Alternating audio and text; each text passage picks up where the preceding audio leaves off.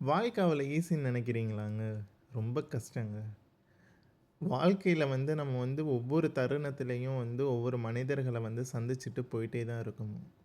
ஏன்னா, ஒவ்வொரு தருணத்திலயும் பார்க்குற மனிதர்கள் ஒவ்வொரு இயல்புகளை நம்மள்ட்ட காட்டுவாங்க. நம்மளுமே அவங்கள்ட்ட ஒரு இயல்புகள காட்டுவோம். ஒரு சிலவங்க நம்மளுக்கு பொறாமப்படாம நம்ம வாழ்க்கைக்கு உதவியும் செய்வாங்க. ஒரு சிலவங்க நம்ம வாழ்க்கைக்கு கெடுதலும் செய்வாங்க. அது சொல்லாமலும் செய்வாங்க.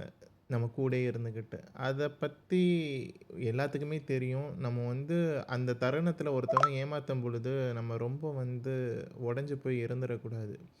ஏன்னா, நம்ம உடைஞ்சு போய் இருந்துட்டோம்னு வைங்களேன், அதுவே அவங்களுக்கு ரொம்ப வெற்றிய குடுத்த மாதிரி ஆயிரும். அதனால நம்ம எப்போதுமே ஒரு ஆறு மாரி இருக்கணும். ஆறு எப்படி ஒரு சின்ன ஓடையிலேருந்து ஆரம்பிச்சு, அது பள்ளத்தாக்கு, சோலைகள தாண்டி கடல்ல அவ்வளோ கஷ்டங்கள தாண்டி போய் சேருதோ, அதே மாரி நம்ம வாழ்க்கையிலயும் முட்டி மோதி பாறைகள உடைச்சிட்டு, தடைகள உடைச்சிட்டு நம்ம வெற்றி அடையணும். அந்த வெற்றிய அடையும் பொழுது அவங்க பார்த்துட்டு வியந்து போய் நிக்கிற அளவுக்கு நம்ம வாழ்ந்து காட்டணும். அதுதான் நம்மளுடைய வாழ்க்கை.